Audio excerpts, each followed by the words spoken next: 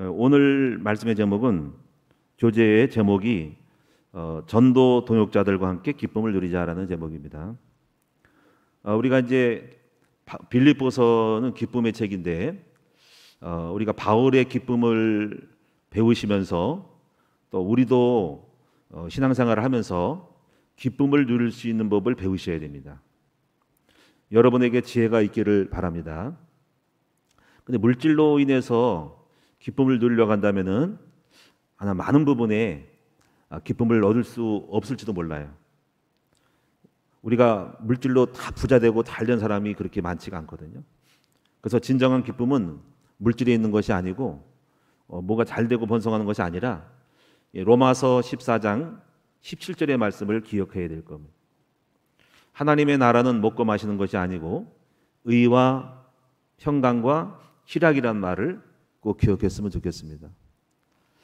진정한 행복은 사람 간의 관계 속에서 화평하게 지내는 것들, 의예요. 의. 그리고 평강하는 거, 평화롭게 되는 거. 그러면 기쁨이 오게 되겠죠.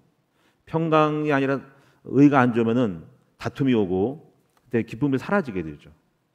정말 진정한 평화는 물질을 먹고 마시는 것이 아니라는 거죠. 아마 안 그러면 여러분이 먹고 마시는 것으로 인해서 기쁨을 누린다면은 늘 다투고 짜증이 나고 원망하고 불평하고 왜 이렇게 되냐고 남편을 원망하고 이렇게 늘 불평하고 원망하며 불만 속에 살아갈 거예요. 그리고 행복이 없어요. 그러니까 우리가 물질로서는 참된 만족을 얻을 수가 없어요. 다 물질 돈 많이 벌고 성공한 사람이 그렇게 많지 않아요. 그래서 우리 그리스도 안에서는 진정한 평강과 화목을 기쁨을 누리시는 법을 배우셔야 됩니다.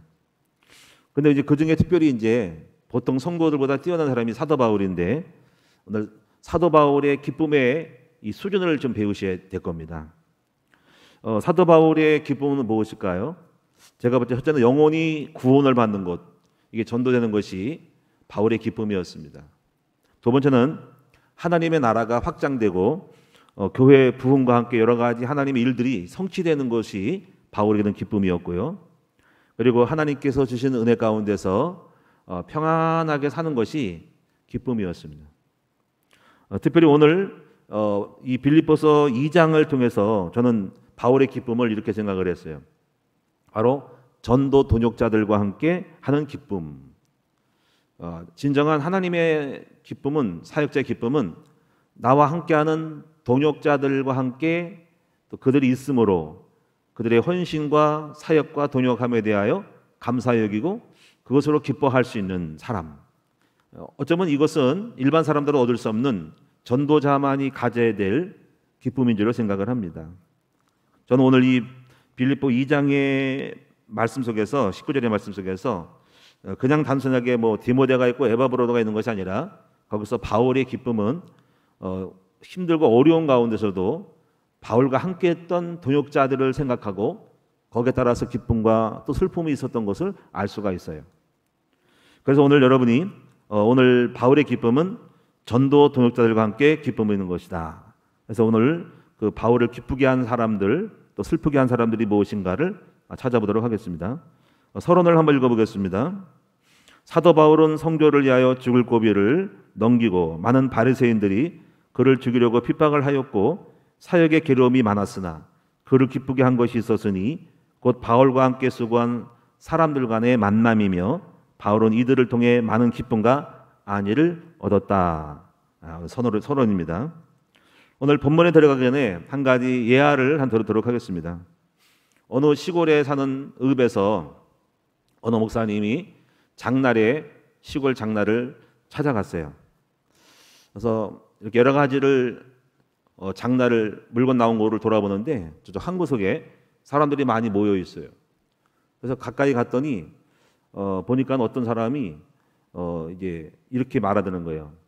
사람이 모인 가운데 소 한 마리를 가지고 뭐라 하면은 누구든지 이 소를 울게 하는 사람이 있으면은 100만 원을 주겠다는 거예요.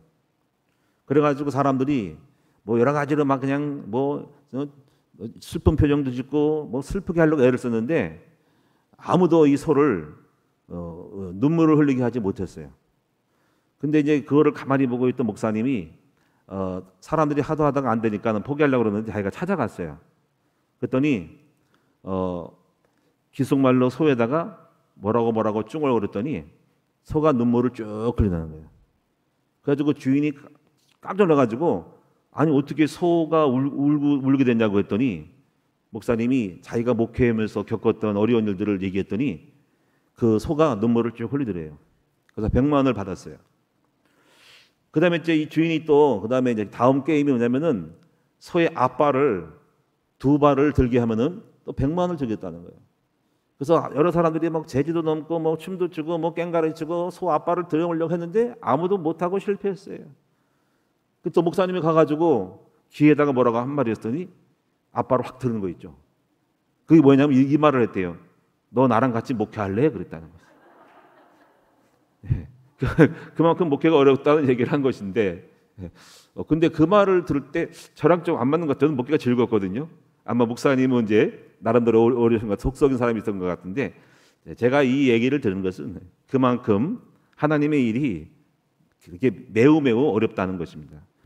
복음을 깨닫고 아니까 우리가 편한 것 같지만은 복음을 모르면 굉장히 어려운 것이 주의 길이고 목회자의 길이라는 것입니다. 자, 그래서 첫 번째로 그래서 바울을 괴롭게 한 일들과 사람들을 살펴보면은 바울은 첫째 질병이 있었어요.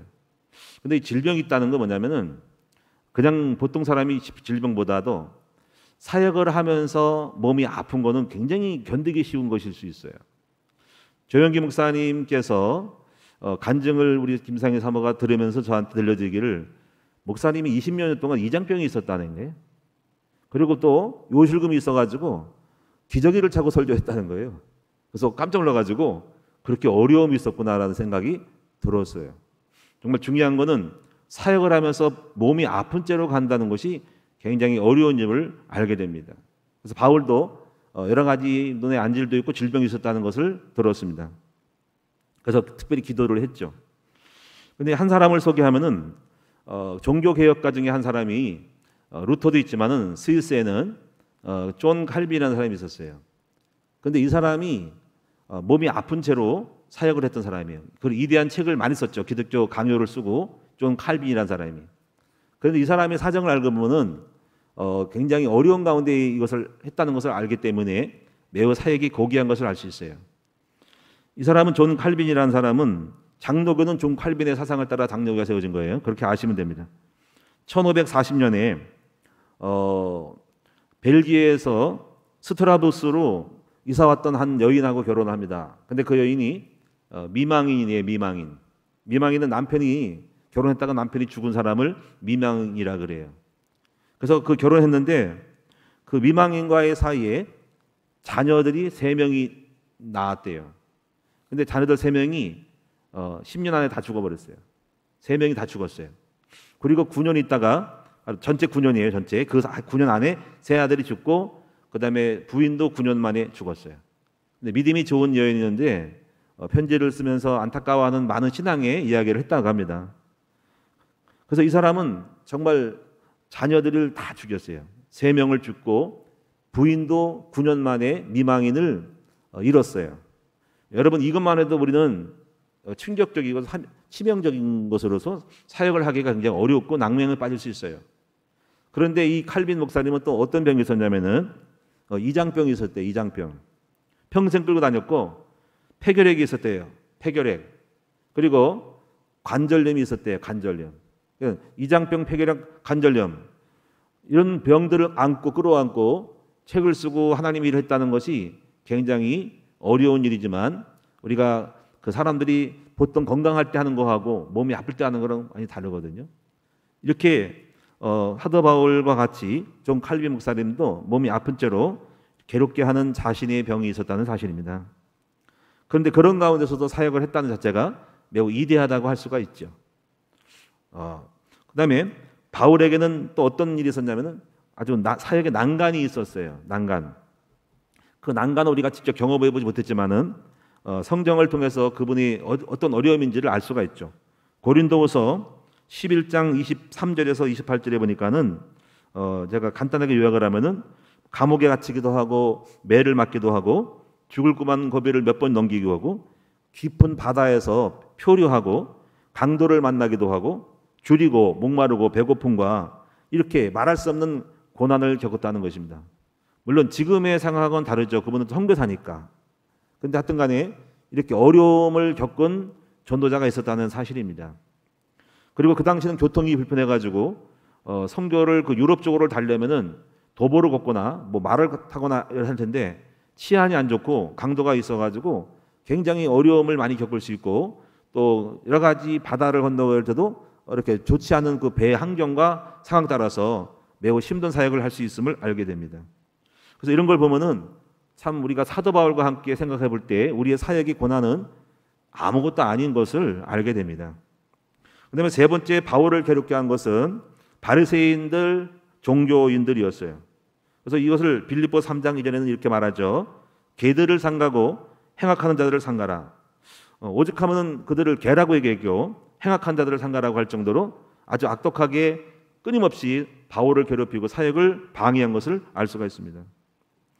그 당시는 또 물론 기독교 세력이 약하니까는 강력한 바리새 종교와 또 유대인들의 핍박을 당할 수밖에 없었겠죠. 그래서 참 이런 걸 생각할 때 또 우리가 감사한 건 뭐냐면은 기독교가 소수일 때는 여지없이 이방 나라들의 그 종교와 사상으로부터 핍박을 받을 수가 있어요. 근데 오늘 우리 한국의 기독교는 조금 현재는 어렵다 할지라도 그동안 얼마나 믿음의 선진들이 그 천주교나 고대 그 기독교 초기 때는 핍박을 많이 받았거든요. 근데 그들이 피 흘리고 쌓아오는 믿음의 바탕에서 우리가 지금 기독교가 온통 인정이 돼가지고 핍박을 안 받고 지금 이렇게 신앙생활을 하고 있다는 자체가 매우 우리가 편안하게 지금 신앙생활을 하고 있다는 것을 알 수가 있어요. 그런데 이제 조금 위기가 오는 거죠. 엊그제 신문의 통계를 보니까는 교인이 많이 줄었어요. 보통 한 200만 명 정도가 150, 200 정도 줄었다고 생각하더라고요. 그래서 뭐 보니까 합동 측에서 뭐 어디 통합 측에서 뭐 54만이 줄고 막 이런 얘기가 막 그렇게 여타 군소교단이 54만, 40만 이렇게 보니까 거의 내가 볼 때 뭐 한 150, 200만 정도가 이 코로나로 인해 가지고 그 사이 한 몇 년 사이 줄었다는 것이죠. 여러분 이런 거를 볼 때 앞으로 우리가 미래가 매우 굉장히 만약에 소수 종교가 돼버리고 숫자가 없어지면은요 핍박을 받을 수도 있습니다. 그 지금 코로나로 해가지고 조금 이제 코로나로 해서 교회를 압박한다는 그런 생각이 있어가지고 그런 우려가 있지만은 어쨌거나 우리가 그래도 우리 한국 교회는 편하게 신앙생활을 하고 있다는 걸 볼 수 있어요. 근데 그 당시 옛날에는 초대교도 안 그랬고 다른 나라에도 기독교가 약할 때는 여전히 타 종교가 핍박을 합니다.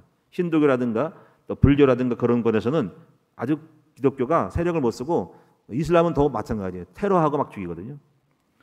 그래서 그 당시에 바리새의 종교들이 기득권자들이 바울을 엄청 핍박했다는 것을 알 수 있어요. 그다음에 네 번째로 이제 사람들이 바울을 괴롭혔는데 여기 빌립보서 4장 2절에 보니까는 유오디아와 순두개가 있는데 이들은 교회 내에 불화를 일으켰대요. 다툼을 일으켰대요. 교회를 소란스럽게 했대요. 또 호메네아와 빌레드는 교회에 들어와가지고 다른 성도들의 믿음을 무너뜨렸대요. 자, 얼마나 이게 지금 답답하고 괴롭겠어요, 그렇죠? 믿음을 세워야 되는데 자꾸 성도들의 믿음을 떨구고 또 싸움을 일으켜가지고 교회를 분란에 빠지고 분쟁을 일으킨 것이죠. 또 부겔러와 허모게네라는 사람들은 바울을 따랐다가 어느 날 배신을 해가지고 바울을 버렸대요. 디모데후서 1장 15절이니까 부겔러와 허모게네가 자기를 버렸다고 바울을 버렸다라고 고백을 합니다. 이렇게 교회 내에서 많은 다툼과 갈등을 일으키는 사람들이 바울을 괴롭게 한 것을 알 수 있어요.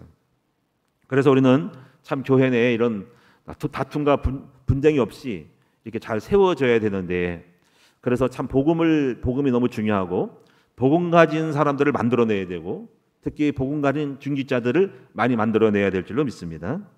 자, 그런데 두 번째로 보시면은 자 이렇게 괴롭게 한 일들과 사람이 있었지만은 전도자 바울을 기쁘게 한 사람들이 있었어요. 그 중에 첫 번째가 오늘 교재에 보시면은 디모데입니다. 디모데. 이 디모데는 여러분 알다시피 신앙이 배경이 튼튼한 사람이었죠. 디모데후서 1장 10절에 외조모 로이스와 어머니 유니게를 통한 믿음의 바탕을 가졌는데 디모데는 혼혈이에요. 혼혈. 어머니는 유대인이고 아버지는 헬라인이에요. 어려서부터 성경을 잘 알았다 그랬고요. 또 디모데라는 뜻은 기증품이라는 거예요. 기증품. 디모데는 이름이 기중품, 유니게는 선한 승리라는 뜻입니다. 루소드라에서 사도행전 14장에서 바울을 만나서 16장 1절에 이제 바울이 더베와 루소드라에도 이름에 거기 디모데라는 제자가 있으니 그 어머니는 믿는 유대 여자요 아버지는 헬란이라. 그래서 이 디모데는 이때부터 이제 바울을 도와서 바울을 대신하여서 데살로니가 교회와 고린도 빌립보 교회로 파송돼요. 그 믿을 만한 지교회의 파송자가 됩니다. 빌립보 2장 19절에 또 이 바울은 디모데를 계속 파견하면서 다른 사람들을 위하여 대리로 자기의 소식을 전할 수 있는 어떻게 보면 바울의 동역자일 뿐 아니라 젊은 사람으로서 비서관 역할을 했다고 볼 수 있어요. 그래서 또 나중에 그 디모데를 자기 아들처럼 생각하는 사람이었어요. 바울의 4대 서신을 대필했다는 것이죠. 그래서 우리가 이렇게 참으로 젊은 디모데가 그 괴롭고 힘든 가운데서도 바울을 기쁘게 했다는 것을 알 수가 있습니다. 그래서 우리도 이제 저도 이제 우리 교회 내에 이제 부교육자들이 있는데 이 부교육자들이 얼마나 소중한지를 알아야 돼요.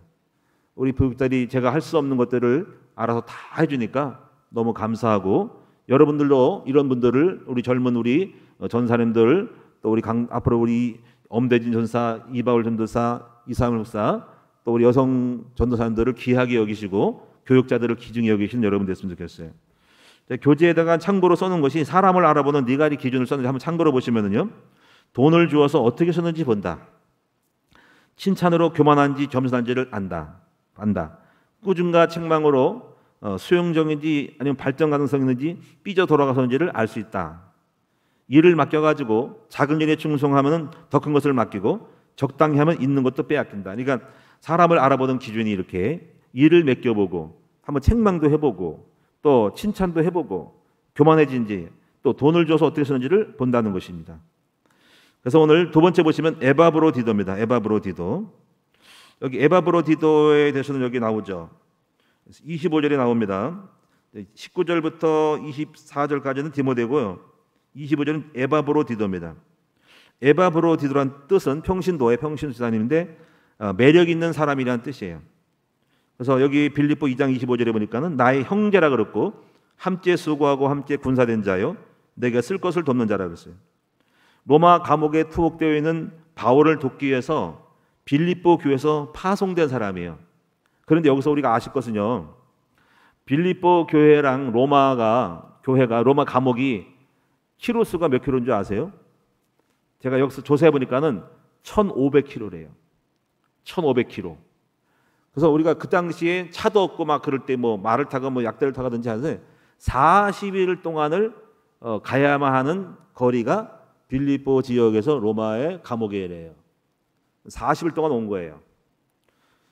그 여러분이 그 오는 중에요. 이 사람이 또 빌립보 교회가 헌금한 헌금도 갖고 있었어요. 이걸 전달하러 온 거예요. 그리고 또 거기 오다 보면 강도가 있고 엄청난 어려움이 많아요. 위험도 있고요. 그 길을 걸어올 때 도로가 뚫리지 않았기 때문에. 그러다가 이제 여기서 보면 오다가 병이 들었어요.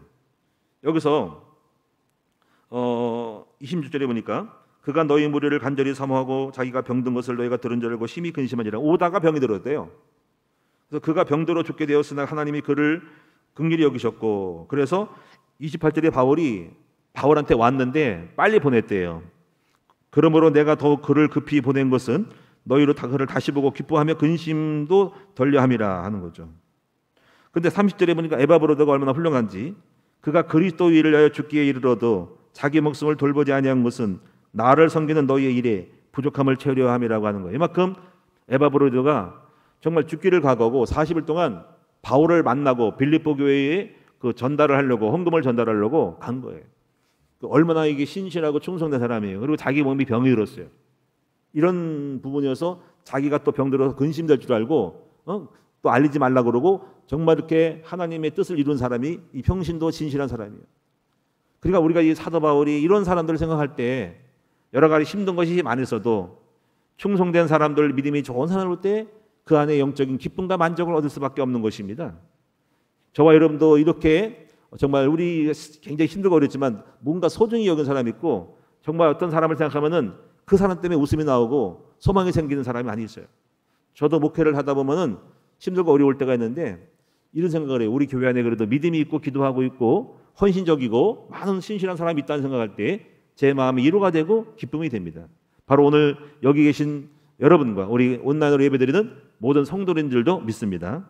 근데 바울의 기쁨은 동역자들과 함께하는 그들의 헌신과 사역이 기쁨이었다는 것이에요. 그 다음에 이제 또 디모데후서 1장에 또 참고로 보시면은 교재에 있는 부분은 오네시보로가 있어요. 오네시보로. 제가 찾다가 보니까 이 사람들뿐 아니라 다른 사람도 있을 것인데 해서 디모데 후서를 찾아봤더니 오네시보로가 떠오르더라고요. 이 사람은 바울을 격려하고 힘을 주고 감옥에 자주 찾아갔대요. 그래서 바울을 상쾌하게 했대요. 상쾌하게. 그래서 오늘날로 말하면은 비타민과 같은 사람, 또 사이다와 같은 사람이라고 할 수 있습니다. 그래서 이 사람은 에베소에서 봉사했대요. 그래서 교육자들에게 힘이 되는 사람이었어요. 바로 비타민 같이 된 사람, 바로 보약과 같은 사람이 있죠. 오늘 여러분 이런 것들이 힘들고 어려운 중에서도 바울이 기쁨으로 사역을 할 수 있었던 비결이 됩니다. 오늘 저와 여러분도 우리 교회를 돌아보시고 주의 일을 힘쓰는 전도사들을 돌보고 교육자들을 돌보면서 그들이 굉장히 풍성한 가운데 하고 있지는 않아요. 어렵고 힘든 가운데 하고 있는데 정말 주님을 사랑해서 봉사를 하거든요. 오늘 여러분들이 그들에게 기쁨이 되고 또 상쾌하게 하고 유쾌하게 될 수 있도록 그렇게 하시는 우리 평신도 모든 성도들이 되신다면은 또 그들로 말미암아 하나님의 일을 한 사람이 기쁨을 얻을 줄로 분명히 믿습니다. 사도행전 16장에 보면은 이 외에도 바울의 수많은 37명 8명 정도의 동역자가 나옵니다. 그 중에 이제 보시면 제일 처음에 나오는 게 베베 집사예요. 베베. 이 베베 집사는 갱그리아 교회의 집사님인데 이분이 교회의 살림을 다 했다요. 이 베베 여자 집사님이. 또 브리스라 아골라 보면은 부부로서 정말 전도자를 바울을 도왔던 사람들이에요. 이들이 다 바울의 1호가 되고요. 그다음에 에베네도, 마리아, 유니와 가요 장로들 이런 사람들이 있어서 바로 이렇게 이런 훌륭한 평신도들이 하나님의 일을 했다고 하는 것입니다.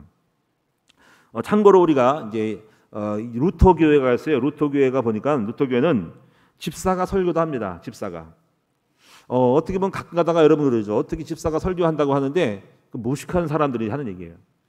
여러분 초대교회는 평신도들이 할 수 있으면 다 했어요.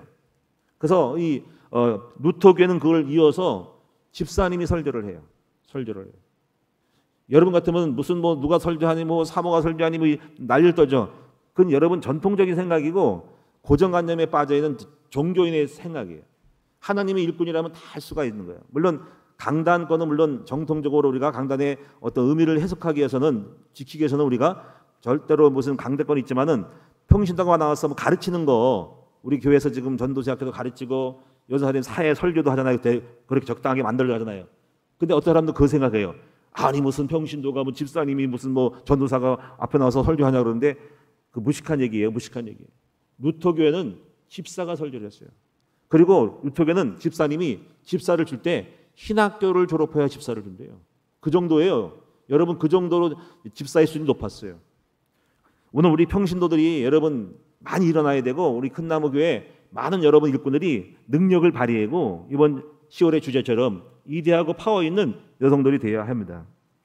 앞으로 우리 큰나무교회는 많은 교육자들과 여전사님들과 또 권사님들, 안수사님들, 장로님들 모든 성도들, 권찰님 성도들이 다 일어나서 정말 주의 정도를 정말 함께 도와서 동역하면서 또 기쁘게 사역할 수 있도록 마음을 기쁘게 할 수 있도록 함께 힘을 합해서 여러분이 기쁨이 되어서 힘있게 감사함으로 기쁨으로 사역하게 할 수 있는 저와 여러분 되시기를 주의 이름으로 축원드립니다. 그래서 우리 특별히 또 우리 교역자들은 항상 우리가 어려운 가운데 있지만은 감사하며 기뻐하며 사역할 수 있는 기뻐하며 사역할 수 있는 여러분 됐으면 좋겠어요. 로만 필 박사에게 어떤 50세 된 어떤 성도가 찾아왔어요. 이 성도가 사업에 실패해가지고 죽을 상을 하고 왔어요. 로만 핀 비셀트 박사는 이때 그 사람에게 이렇게 말했어요. 아우 저는 다 끝났어요. 저는 사업이 망해가지고 이게 사명 솔삼 스먹고 기쁨 잃어버렸어요. 그랬더니 그래요? 그 사업이 안 됐어요. 예, 이번에 사업 분야가 접었어요. 그랬더니 그래요. 참 어려우시군요. 그러면 근데 왜 이렇게 울상이세요? 다 끝났다니까요. 그래요. 끝났어요? 한번 봅시다. 그래서 종이를 가져오라고 했어요. 했더니 왜요? 가져오세요. 여기 있으니까 한번 해보세요. 종이하고 연필을 쓰고 이렇게 물었어요. 자, 부모님 부모는 계십니까? 부모는 계십니까? 부인은 계십니까? 그랬더니 부인은 계십니까?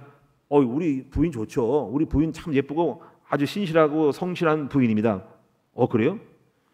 자녀는 있습니까? 우리 자녀들 아무 탈 없이 잘 자라고 있죠. 그래요? 그리고 당신에게 좋은 친구와 동역자가 있습니까? 했더니 있지요. 내게 나를 좋아하는 사람 많습니다. 그리고 건강은 어때요? 건강 이상 없어요. 하다가 이 사람이 그 다음에 쓰다 보니까 자기가 종이에 쓰다 보니까는 종이를 그만 썼어. 하면서 그 다음에 목사님 저 그냥 갈래요. 내가 써보니까는 내가 좋은 게 아주 많이 남아있네요. 내가 괜히 쓸데없이 걱정했는데 지금 이렇게 잃어버린 게 있어도 좀 사업이 안 돼도 나에게는 아직까지 훌륭하고 좋은 것이 많이 있음을 깨달았어요. 내가 개인이 속아가지고 그랬네요. 목사님 죄송합니다 하고 감사함이 넘치네요 하면서 갔어요. 여러분도 그렇지 않겠어요? 여러분도 지금 혹시 어려움 당하고 있습니까? 근데 생각해보면 지금의 어려움도 있지만은 여러분에게 아주 좋은 것이 많이 있음을 발견하시는 여러분 됐으면 좋겠습니다. 할렐루야. 한 가지만 더 예를 들고 마칠게요. 우리는 교회 안에서 연약한 자들에 대하여 불평하고 내 마음에 안 드는 사람들에 대하여서 불만하고 내가 교회 다녔어. 내가 힘들어. 나 짜증나. 이렇게 하면 안 돼요. 성가대가 있었어요. 성가대. 성가대 있는데 그 성가대에 한 사람이 있었는데 이 사람이 성가대에 오는 대원인데 찬송을 안 부르고 그냥 잘 못 부르고 이렇게 쭈글쭈글 하는 거예요. 그래가지고 몇 명의 성가대원이 성가대장님하고 찾아왔대요. 와가지고 저 사람한테 개인적으로 말하기 그렇고 목사님 우리 교회 우리 성가대가 저 사람 때문에 다 망치는 것 같아요. 좀 말하기도 어렵고 목사님 좀 다른 부서로 좀 옮겨달라고 좀 목사님 얘기해 주세요 했다는 거예요. 그랬더니 그래서 목사님이 그래요? 그거 말하기 어려운데 그렇게 어려워요? 5명이나 지금 그 사람 싫다고 그래요. 그래서 갔으면 좋겠다. 안 그러면 성가대 지휘자도요 교회 나간대요. 딴 데 간대요. 그래서 큰일 난 거예요. 그래서 목사님이 찾아갔어요. 그래서 형제님이 지금 찬양을 뭐 어떻게 하는지 몰라도 잘 안 부르고 뭐 안 맞는 것 같아 가지고 이렇게 당신에 대해서 못 부른다고 그러는데 5명이 된대요. 그랬다는 거예요. 그랬더니 이분이 그래요? 그럼 나도 할 말이 있는데 그랬더니 그럼 뭐라 그러면 목사님 설교를 듣고 설교가 마음에 안 드는 사람이 50명이 된대요. 그럼 목사님도 나가야 되겠는데 목사님 할 말이 없어서 그래요? 그런가? 그래서 입이 딱 닫고 알아서 하라 그러고 가지고 있었대요. 그래서 이 얘기 뭐냐면요. 교회 안에는 100% 만족한 사람이 없어요. 다 좋아도 불만 있는 사람이 있다는 거죠. 근데 우리가 교회 안에서 다툼과 갈등이라는 것은 내 마음에 안 든다고 내가 내 순대로 이렇게 하면 안 돼요.